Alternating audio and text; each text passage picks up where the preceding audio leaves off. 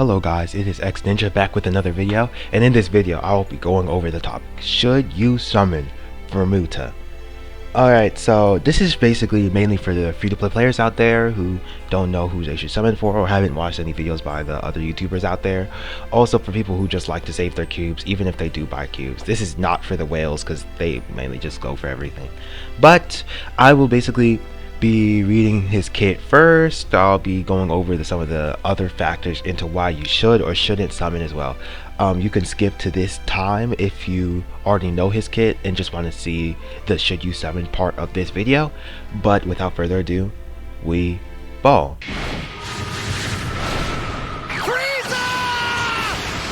You're finished!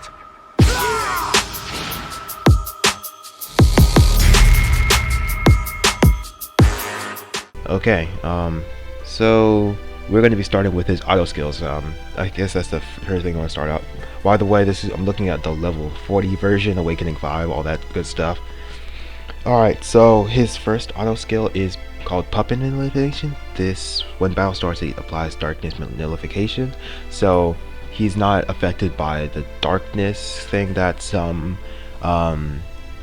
enemies inflict, so he's pretty good for floors that do a lot of darkness. So if you're tired of getting hit by that specific skill, use him, I guess.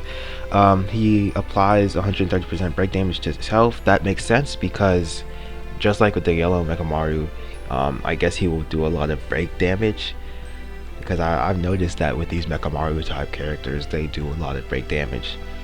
And he gets 30% damage dealt increase if the break status is applied to him or to an enemy.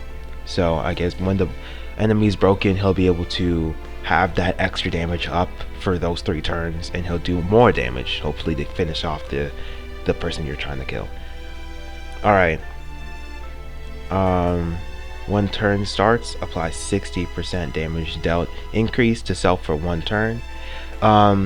This is basically, I guess it scales up the more Kyoto Jujutsu High School people that you have on the team, so you get more damage increases the more there is. So he's good to pair with Anamano Green setup with Miwa if you have her. And Miwa, I forgot her name, but the one who flies on the broom. Like a team like that would probably be what you would be on to run. But yeah, you'd want to get him with as much Kyoto Jujutsu High people as possible, as many of them as possible. And for this last auto skill, it's just a simple yaw increase attribute. I guess it's just extra damage to help him out. Alright, let's look at his skill 1 here. With his skill 1, it's basic skill 1. It just gives him a 250% damage, that's the multiplier, and it increases his Mechamaru counts. I'm interested to see what they do with the Mechamaru counts, because it sounds similar to Nobara's nail counts that she applies to enemies. Sword option, this does range damage to all enemies, so I'm assuming that this is just an AoE attack. It applies 1 Mechamaru count to each enemy that he hits it with. So this is probably just going to be the AoE to get all those Mechamaru counts on them. And if his cursed energy is greater than 30, then if his cursed energy is greater than 30, then it gives all the enemies, it updates the number of Mechamaru counts for all enemies for 4 turns. So it seems like Mechamaru counts can run out, but this will basically replenish it, if I'm not mistaken. Yeah. His skill 3 now, this is a lot of rating, but I think this simply just does a bigger chunk of damage and then scales based off of how many Mechamaru counts are on that enemy, similar to a Nobara skill 3 for those who have her. It will also apply Mechamaru counts as well, which is interesting.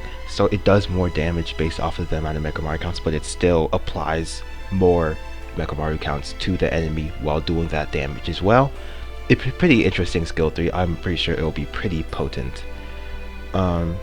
Now with this ultimate here, Ultra Cannon, it deals ranged attack enemy. It has a 1000% multiplier on it, and it scales, gets even more damage with the amount of Mechamaru counts there are. I'm sure he'll probably be really good, I guess. Looking at his kit, he does seem pretty decent. But now let's get to the should you summon part of this video. Okay guys, so when deciding if you should summon for a unit, you first have to look at the future of what's coming. So he is a green unit, so the two green units that are coming after him is Shoko and Gojo, and they're coming in like a month or two. So looking at that, like, he's just not in a great position.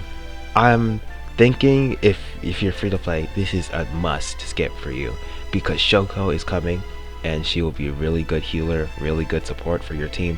And Honored One Gojo, who is green, is also coming.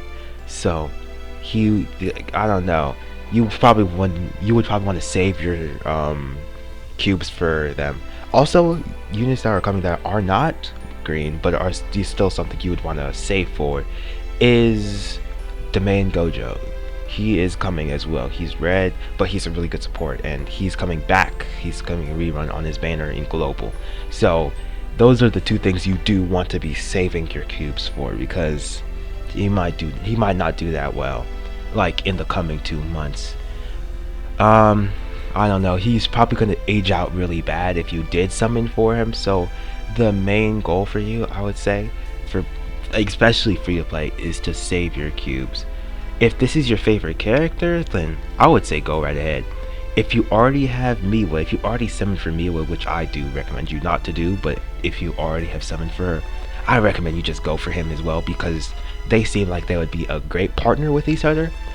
Now, if you're asking about if I will be summoning, I'm not going to be summoning. I'm just going to use those free tickets, and if I don't pull them, oh well. I hope I pull them though. But that is basically Muta's kit. So please tell me how you guys thought of the video. Please tell me if you like its formation. I got the idea off of Zakashi. He is a DBL YouTuber.